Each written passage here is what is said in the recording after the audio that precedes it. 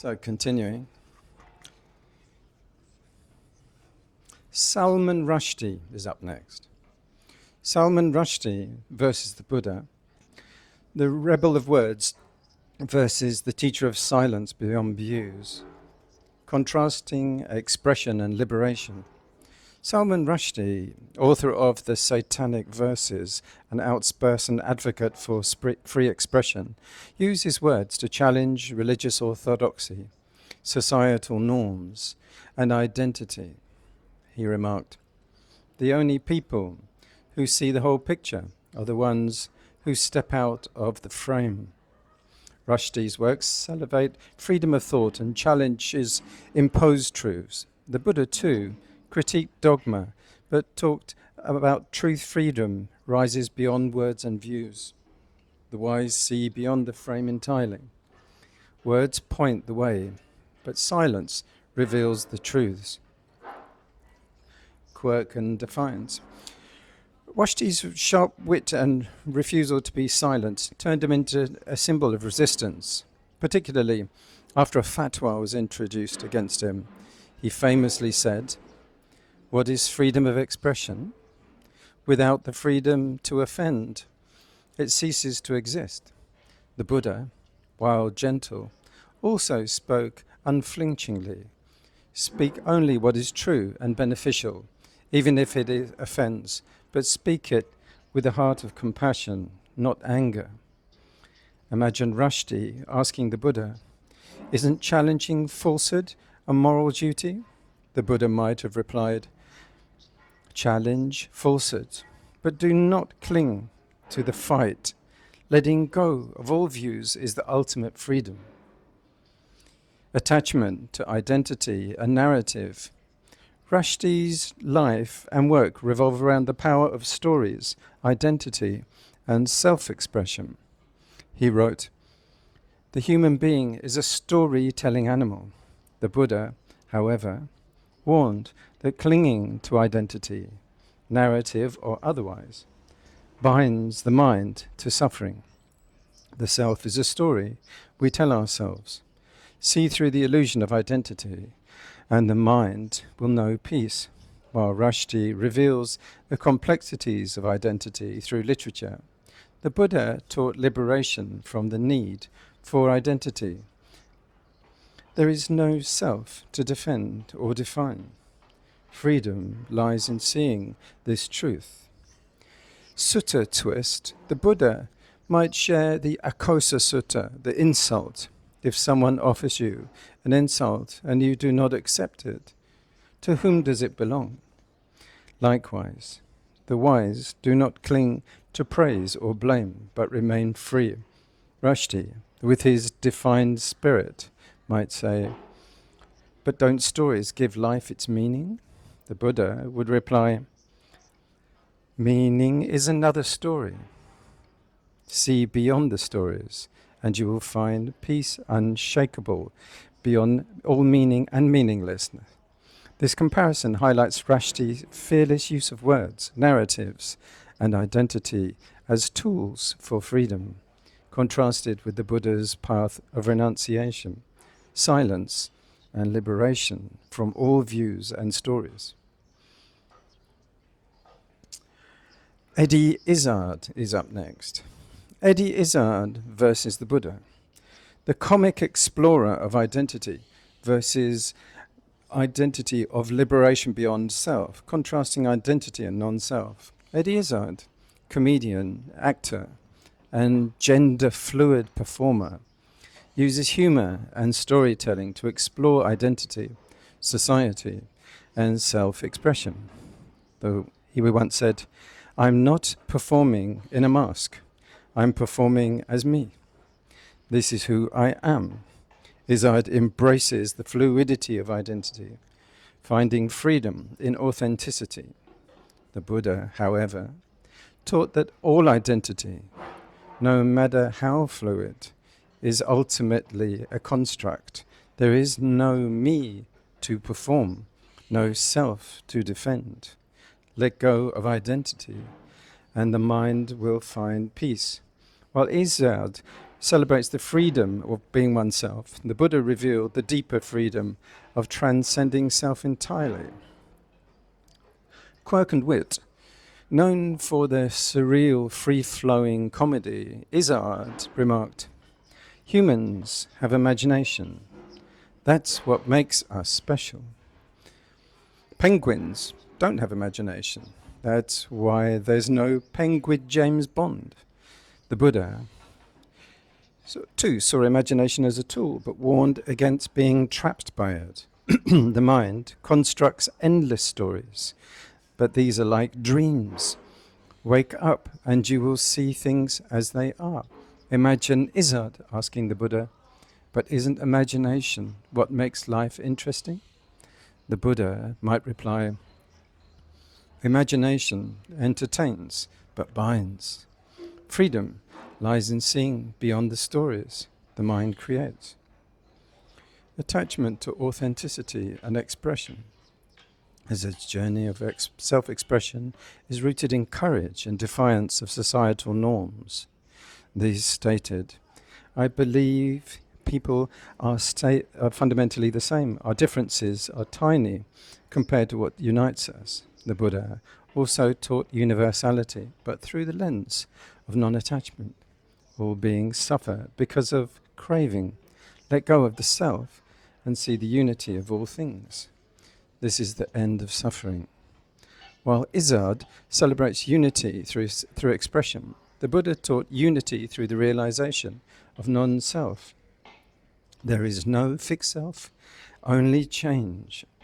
See this and you are free.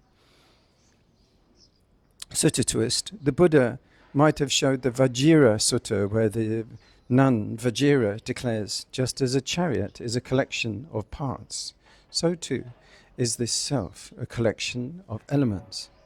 There is no being here, only processes. Understanding this, the wise are free.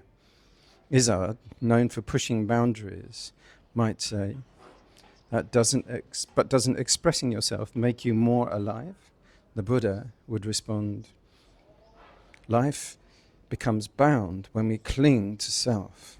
Let go of self-expression, and you will discover a world unshaken by identity. This comparison highlights Eddie Izzard's fearless exploration of identity, imagination, and authenticity, contrasted with the Buddha's teaching of non-self, liberation beyond identity, and freedom from mental constructs. Dylan Moran, another stand-up performer, is there. Dylan Moran versus the Buddha. The pessimistic wit versus the teacher of liberation from suffering. Contrasting worldview on liberation. Dylan Moran, comedian and writer, explores the chaos and futility of life with dark humor, stating, life is like a badly edited film. Nothing makes sense, but you keep watching. Moran leans into the absurdity of existence with a resignation and wit. The Buddha, while acknowledging suffering, offered a way out. Life is impermanent, unsatisfactory, and without self, and there is a path to freedom, the ending of suffering. Where Moran finds humor in life's futility, the Buddha revealed insight that transforms it. Quirk and cynicism. Moran's trademark cynicism is tempered with sharp observation and humanity. He describes relationships, society, and modern life as rivers of disappointment. The Buddha, too, examines suffering closely, but pointed beyond it. The wise do not drown in disappointment, but see through its causes, craving, aversion, and ignorance. Imagine Moran asking the Buddha, if life is a mess, isn't laughter the only sensible response? The Buddha might reply, laughter relieves the mind, but wisdom liberates it. Do not stop at humor. See the truths, and the mind will rest in peace. Detachment, disillusionment, and cleverness. Moran's comedy reflects a subtle attachment to disillusionment, a defense against life's challenges.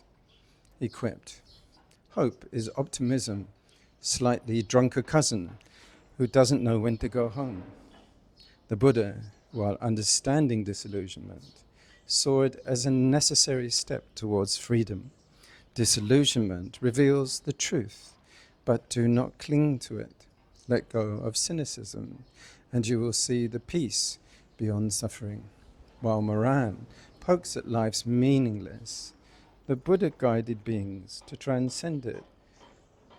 Meaning and meaningless are two sides of one thing, craving. Let go, and you will find the deathless. Sutta twist. The Buddha might share the Udana 8.3, where he describes Nibbana as the peace beyond conditioned existence. There is, monks, an unborn, an unbecome, an unmade, unconditioned. If there were not, no escape from suffering would be found. But there is, therefore, liberation. It is possible. Moran, ever the skeptic, might respond, "But what if there is nothing beyond the mess?" The Buddha would reply, "Even the mess arises and passes away. See this truth, and the mind will no longer cling to the chaos." This comparison highlights Dylan Moran's cynical humour, rooted in life's absurdities and disappointments, contrasted with the Buddha's path of insight, non-attachment, and ultimate liberation from suffering. Jerry Seinfeld, another stand-up comedian, versus the Buddha, the master of nothing versus the teacher of everything beyond craving, contrasted in focus and liberation. Jerry Seinfeld, comedian and creator of Seinfeld, built a career on observing the absurdity of life's minutiae. He famously said, "Life is truly a ride. We're all strapped in and no one knows where it's going." Seinfeld embraces the nothingness of life with light-hearted detachment, while the Buddha offered a deeper view. Life is impermanent and unsatisfactory, but seeing this truth leads to liberation beyond the ride. Whereas Seinfeld finds humour in the small, inconsequential details, the Buddha reveals insight that transcends all detail entirely. Quirk and detachment. Known for his observational comedy, Seinfeld turns ordinary moments, waiting rooms, socks, coffee, into sources of humour, remarking, "Why do we have to get ready for bed? Are we preparing for some big event?" The Buddha observes lives closely but with a different purpose. Observe the mind, body, and world as they are, impermanent, unsatisfactory, and empty of self. This observation leads to the freedom. Imagine Seinfeld asking the Buddha, "What's the point of taking life so seriously when it's all a bit ridiculous?" The Buddha might reply, "See the ridiculousness, but do not cling to it. Beyond humour lies a peace unshaken by joy and sorrow, attachment to the show of life." Seinfeld turns life into a stage where nothing becomes the comedy itself. He reflected, "There is no such thing as fun for the whole family." The Buddha taught that life's show binds us through craving for pleasure and aversion to pain. See through the show. This self is not real, nor is the audience. Let go, and the mind will know true peace. While Seinfeld observes the surface absurdities of life, the Buddha revealed the deeper freedom of seeing life's true nature. Everything arises and ceases. See this, and you will no longer be bound to the play. Sutta twist. The Buddha might show the Salala Sutta, the Salala Sutta, 2 arrows, shows why it freezes. The mind adds pain by clinging in a passion. The wise feel pain, but add nothing, seeing clearly the true nature of all things. Seinfeld, ever the entertainer, might ask, but isn't laughter the best way to deal with life's nonsense? The Buddha would reply, laughter soothes, but wisdom liberates. See the nonsense, but go beyond it to the peace, does not rely on the show. This comparison highlights Seinfeld's playful detachment from life's absurdities, contrasted with the Buddha's path of wisdom, letting go, and ultimate liberation beyond life's show. Dostoevsky is up next. Fyodor Dostoevsky versus the Buddha, the novelist of suffering versus the teacher of its end. Contrasting suffering and liberation, Fyodor Dostoevsky, the Russian literary giant, explored the depths of human suffering, morality, and faith in works like Crime and Punishment and the Brothers Karamazov. He wrote, "Man is a creature that can get accustomed to anything, and I think that is the best definition of him." Dostoevsky accepted suffering as intrinsic to existence, often seeing it as a path to redemption. The Buddha, too, recognized suffering, but offered a clear way out. This suffering arises from craving. Understand its cause, abandon it, and you will find freedom. Where Dostoevsky leaned into suffering to understand it, the Buddha guided beings beyond it altogether. Quirk and the problem of faith. Dostoevsky grappled with faith and doubt, famously writing, "If there is no God, everything is permitted." His character wrestled with morality in a chaotic world, often torn between despair and redemption. The Buddha, however, taught morality grounded not in divine authority, but in cause and effect. Do not act for fear of punishment or hope of reward. Act with wisdom, seeing that harmful actions lead to suffering and skillful actions bring peace. Imagine Dostoevsky asking the Buddha, "Can humans truly be good without faith in something higher?" The Buddha might reply, "Goodness arises not from belief, but from understanding. The wise act from compassion, seeing the harm of greed, hatred, and delusion."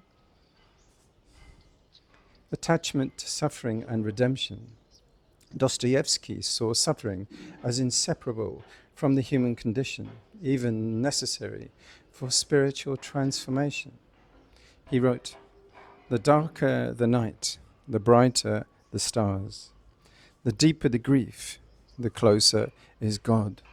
The Buddha, while acknowledging that that's a frank and inspiring inflection, cautioned against clinging to it. Suffering is a teacher, but it need not be permanent.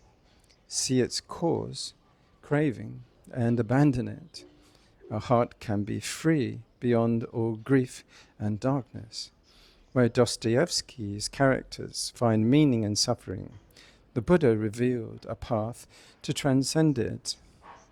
Suffering ends when we let go of the clinging that gives it power. Sutta twist. The Buddha might share the Dukkha Sutta, the truth of suffering. Birth is suffering, death is suffering, loss is suffering. But there is a way to end suffering, the path of wisdom, virtue, and letting go. Dostoevsky, ever poetic, might respond, "But isn't suffering what makes us human?" The Buddha would reply, "Suffering arises from ignorance. To be truly human is to see through ignorance and know the peace that lies beyond all suffering." This comparison contrasts Dostoevsky's exploration of suffering as a vehicle for redemption with the Buddha's teaching of wisdom and liberation that brings suffering to an end. Leo Tolstoy is next up. Leo Tolstoy versus the Buddha. The novelist of moral reform versus the teacher of liberation beyond all morality. Contrasting morality and liberation. Leo Tolstoy, author of War and Peace and Anna Karenina, sought to reform society through a return to Christian ethics and simplicity. He declared, "Everyone thinks of changing the world, but no one thinks of changing themselves." Tolstoy's moral philosophy emphasizes love, non-violence, and humility. The Buddha, too, emphasized ethical conduct, but pointed beyond morality to ultimate liberation. Virtue is a foundation, but the end of suffering lies in wisdom and letting go of all craving. Quirk and idealism. Tolstoy rejected wealth, privilege, and the Russian Orthodox Church, crafting a radical vision of simplicity. He said, "The only true happiness lies in living for others." The Buddha, however, while valuing compassion and simplicity, taught that true happiness arises when clinging ends. Happiness is not in serving others or oneself, but in freedom from craving and aversion. Imagine Tolstoy asking the Buddha, "Isn't love in service to others the highest ideal?" The Buddha might reply, "Love rooted in wisdom is boundless, but even ideals are impermanent. Let go of all attachment, and love will flow without condition." Attachment to reform and moral ideals. Tolstoy devoted his later life to social and spiritual reform, advocating for pacifism and universal brotherhood. He remarked, "All violence consists in some people forcing others to do what they do not want to do." The Buddha rejected violence, but warned against attachment to reform. The desire to change the world binds the heart. Transform yourself, and the world will follow. While Tolstoy sought to transform society, the Buddha transcended it. Society is impermanent. Freedom arises when the heart is no longer tied to what changes. Sutta twist. The Buddha might share the Dhamma Cakka Sutta, which outlines the path of virtue, concentration, and wisdom. Virtue is a means to an end, not the end itself. Follow the path, and the heart will be free from all suffering. Tolstoy, ever an idealist, might respond, "But isn't striving for moral perfection the purpose of life?" The Buddha would reply, "Perfection lies not in striving, but in seeing clearly. When clinging ends, the heart is perfect in peace." This comparison highlights Tolstoy's commitment to moral reform and simplicity. Contrast it with the Buddha's path of wisdom, compassion, and liberation beyond all attachment to ideals or reforms. Vladimir Putin is next. Vladimir Putin versus the Buddha. The strategist of power versus the teacher of liberation from control. Contrast in power and renunciation. Vladimir Putin, known for his calculated consolidation of power, has built a reputation as a decisive and authoritarian leader. He once said, "Power is like a hammer. It's not the tool, but how you use it that matters." Putin sees control as a means to stability and influence. The Buddha, in contrast, renounced all worldly power, teaching control over others binds the heart to craving. True freedom arises when the mind lets go of all desire for dominance. Quirk and pragmatism. Putin's pragmatism often borders on ruthlessness, with his leadership shaped by realpolitik.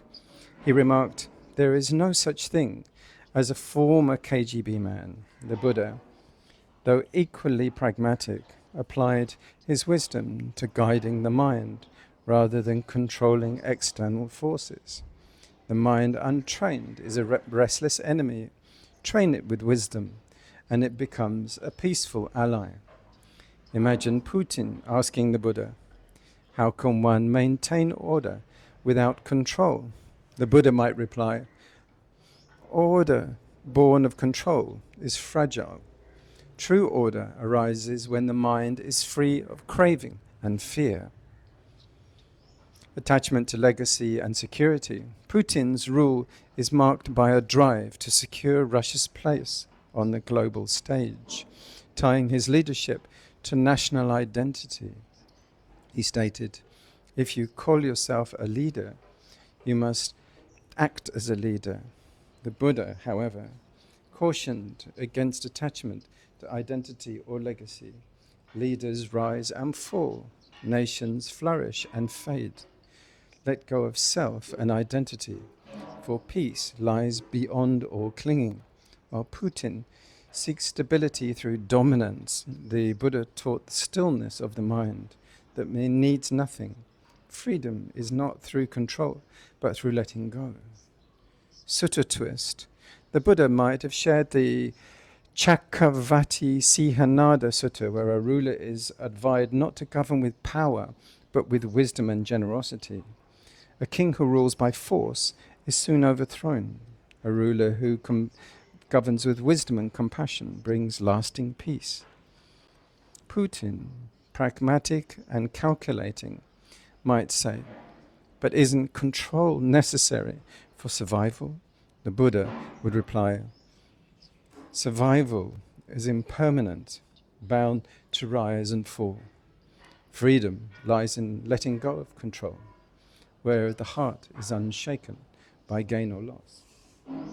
This comparison contrasts Putin's reliance on power, control, and legacy with the Buddha's path of renunciation, non-attachment, and liberation beyond or craving for dominance or security.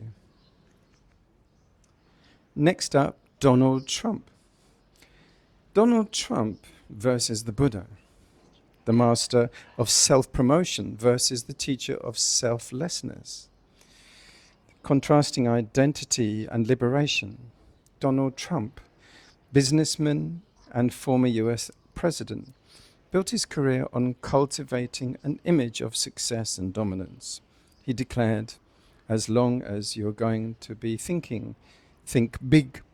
Trump's worldview is rooted in self-promotion and external achievement. The Buddha, in contrast, abandons self-promotion entirely, teaching, "Success in the world is fleeting. The greatest victory is over oneself, for it leads to peace unshaken by gain or loss." Where Trump thrives on reinforcing his identity, the Buddha revealed freedom in transcending identity altogether. Quirk and controversy. Known for his polarizing rhetoric, Trump once said, "I don't like to lose. Losing is not my thing." His approach is often competitive, viewing the world through the lens of winners and losers. The Buddha, while equally resolute, taught that clinging to winning or losing binds the mind to suffering. Victory breeds resentment, and defeat deepens despair. The wise seek neither, finding peace in letting go. Imagine Trump asking the Buddha, "But isn't winning the only way to succeed?" The Buddha might reply, "Winning and losing are illusions.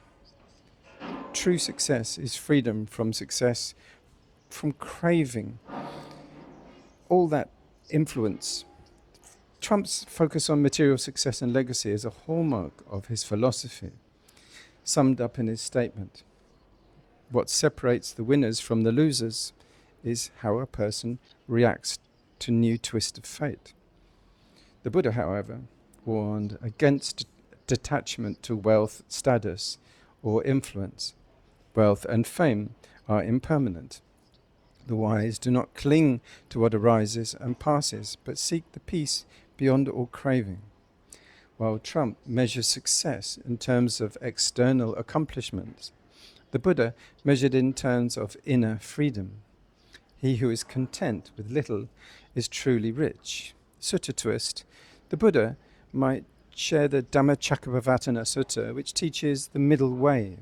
Excessive indulgence and harsh self-denial are two extremes. The middle way, free of craving, leads to peace and liberation.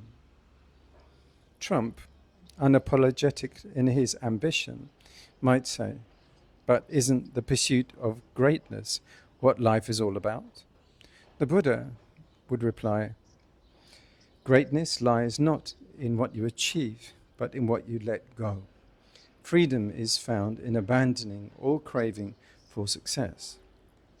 This comparison highlights Trump's focus on identity, material success, and dominance, contrasting with the Buddha's path of renunciation, humility, and liberation beyond all dualities of winning and losing.